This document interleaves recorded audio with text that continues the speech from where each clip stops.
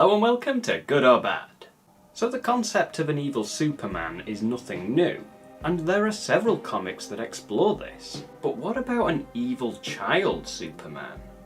Well, take evil child Superman, or Super Child, and add a bunch of horror tropes, and you get Brightburn.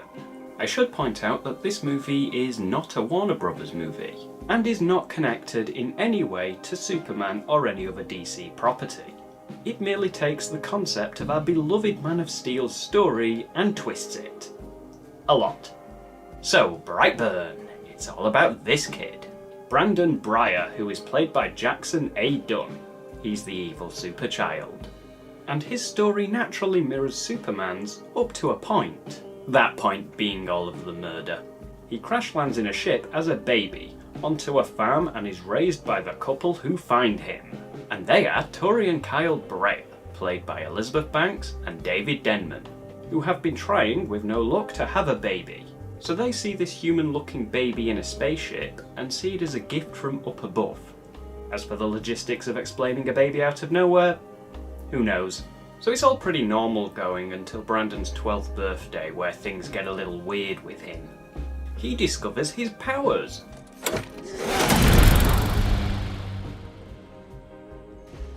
And kinda sorta figures out why he is on Earth. When he finds his ship that his parents keep in the barn, he starts having very brief visions, and pretty much realises he was sent to do bad things to planet Earth. Take the world. I know. It's so original, it's unbelievable. To be fair though, the lack of originality in this movie isn't a problem. It just has fun with the source material it's drawing from. But yeah, back to the story. Brandon kills a woman because she doesn't want him seeing her daughter after he broke her arm because she got him told off for stalking her. Yeah, you might as well call this film Escalation the Movie. This leads to Brandon having to attend counselling. For breaking her arm, I mean. Not for killing her mother. They don't actually know that was him. Now this is where it all truly kicks off, because he doesn't really feel like he's done anything wrong. And his counsellor, who also happens to be his aunt, because why not, has to do her job properly, and report to the judge that there has been no improvement at all. Which means Brandon's parents will find out that he doesn't feel bad about it, and he doesn't want that. I mean, he could probably just lie. Has he not thought of that? This leads us to one of my favourite scenes, where he turns up at his aunt's house in the middle of the night and essentially threatens her. Okay, sweetie, be safe. You too. This kid is brilliant in this role, he really is. But yeah, a warning from Brandon failed. Time to break out the Brightburn outfit and do some killing. The movie doesn't actually call him Brightburn, but I thought I would, for no particular reason. So despite going there to silence her, he ends up killing his uncle instead, because his uncle catches him wearing the outfit creeping around the house, and he tells him off. I have to say, I love this kid's logic. He doesn't want to get into trouble with his parents, so he just keeps killing people to cover up a different thing. And it just keeps snowballing. It's just an insane concept for an evil Superman story, and I can't help but love that. It's definitely helped by the fact that the death scenes are freaking awesome. But you know, after he kills his uncle, he never actually goes back to kill his aunt. He just goes home and makes up some story about being bullied. And if he thought of lying earlier, maybe his uncle wouldn't be dead now. He is a monster. I mean, he actually is a monster. He's doing very monstrous things. I don't know why I said that sarcastically. He genuinely is a monster. But anyway, the aunt, she doesn't really come back into the movie in any major way. Great writing, guys. Right, so, yes, what happens from here on out is his dad is convinced that he is the one killing people, so he goes to take him for the second father and son hunting trip of the movie. And before we get into this rather ill-fated one, I just want to talk about the first one. It happens near the start of the film, just after Brandon's parents find his skin mags. Yeah, I really meant skin mags. My jokes are the best. So his dad had the talk with him. You know, no one ever had the talk with me. Maybe that's why I cry whenever I see naked people. I'm gonna cut that, right? But yeah, this talk scene, it's as awkward as it sounds. Extremely very awkward. A bit like sex with me. No, let's get rid of that as well, actually. But back to the present. He tries shooting Brandon in the head because he realises that he is a badass, super powerful alien that is out of control and killing people.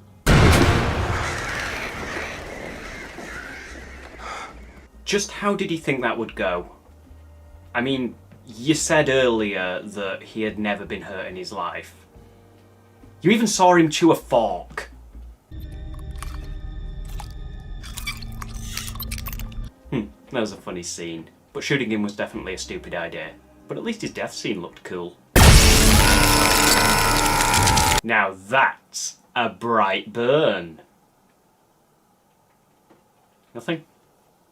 No? Okay. Meanwhile, the sheriff has been investigating the killings, and he has deduced that Brandon is a bit suspicious because of reasons that make sense that I'm not going to go into. So he goes to pay the Breyer family a visit, which leads his mum to realise that Brandon did in fact kill all of those people because of reasons that make sense that I'm not going to go into. I'm trying to cut down on bringing up the finer details that really don't need to be pointed out. Need to be pointed out. I'm just going to do that again. I'm trying to cut down on the finer details that really don't need to be pointed out. Why was that so difficult? Kyle, I'm sorry, you were right.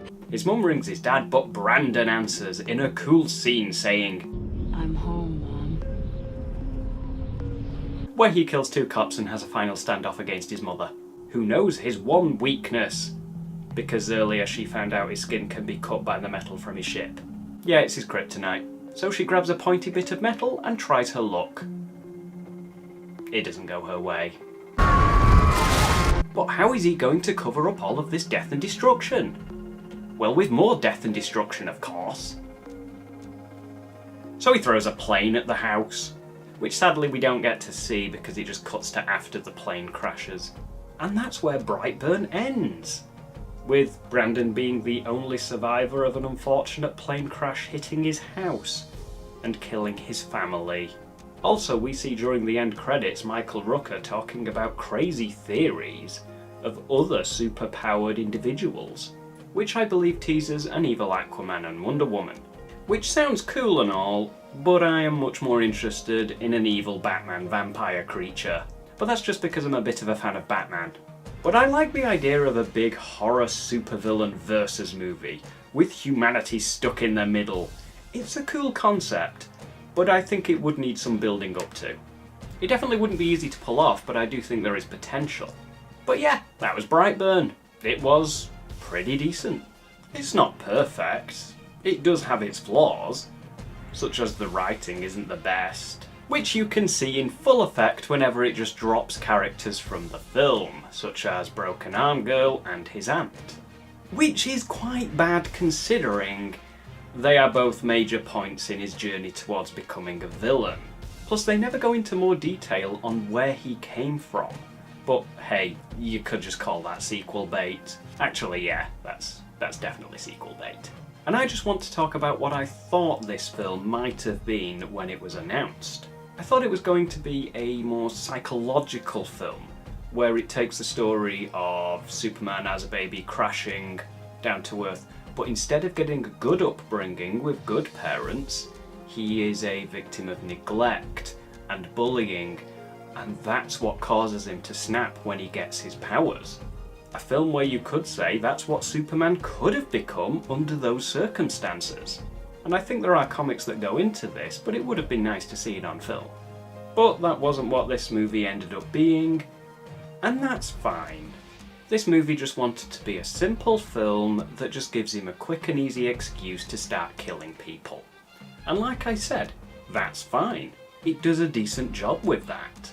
And there's just 2 more things I want to bring up before I shut up and leave you. Let's talk about Brandon killing his parents. Firstly, I want to praise the scene where Brandon reacts to being shot by his dad. He looks betrayed, pissed, and upset. This scene speaks more words than, well, words. I didn't really think that sentence through. I mean, do I ever think sentences forever?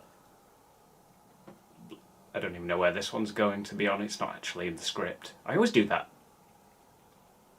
I really should stop. Looking at a can of Coke right now. It looks very inviting. But yeah. So the scene was very well done. As for his mother, what I wanted to say, that was that distracting. As for his mother, what I wanted to say was it was very difficult to see which way the scene was going to go.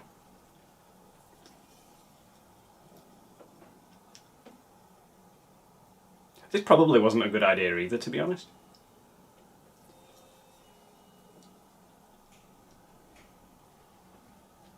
Two very good scenes. Yeah. Now, logically, I know she didn't stand much of a chance at all, but the victims in horror movies rarely ever do, yet they still eventually end up victorious. So the film toys with our expectations, and I genuinely couldn't tell whether she would survive or not, which I thought made the ending of the movie all that more engaging. And the last thing I will say before I wrap up is horror. This is not just a supervillain movie, but a horror movie, and it balances the two together very well. The film utilises different tropes from various subgenres of horror, such as the silent slasher genre, the verbal psycho genre. That's not actually a genre name, but I'm calling it that. And tell me this doesn't look like something out of a supernatural horror flick.